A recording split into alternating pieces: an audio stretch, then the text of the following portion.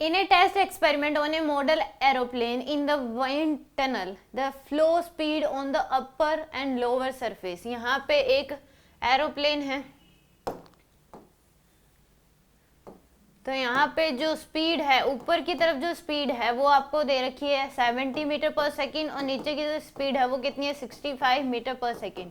यहाँ पे प्रेशर है P1, यहाँ कितना है P2, और P2 is greater than P1 होगा तभी वो उड़ सकती है। तो जो एक प्रेशर डिफरेंस क्रिएट होगा उसकी वजह से फोर्स लगेगा, उसकी वजह से क्या लगेगा फोर्स, वो आपसे पूछा गया कितना होगा। तो यहाँ पे यानी कि पोटेंशियल एनर्जी तो जीरो होगी, तो प्रेशर जो डिफरेंस होगा P2 माइनस P1 की जो वैल्यू है, बर्नौलीज थ्योरम अगर लगाओगे कि कहाँ से आया ये, तो आप लगा दो। यहाँ पे ऊपर है P1 प्लस में हाफ रो इंटू में 70 का स्क्वायर इक्वल टू क्या हो जाएगा P2 प्लस में हाफ रो 65 का स्क्वायर, ये आ जाएगी आपके पास।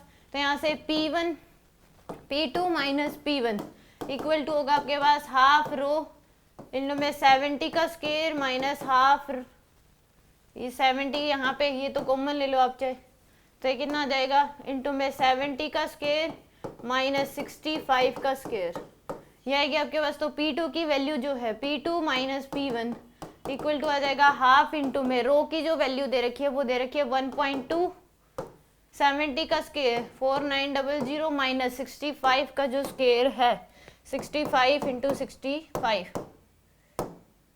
यह आ जाएगा आपके पास 4225। तो यहाँ से 4900 माइनस 4225, तो आएगा आपके पास 1.2 इंटू में 1.2 इंटू 675, तो आएगा 0.6, तो इंटू में कर दो 0.6, तो आएगा आपके पास 405। ये आपके पास क्या हो गया, प्रेशर डिफरेंस क्रिएट हो गया डेल्टा पी।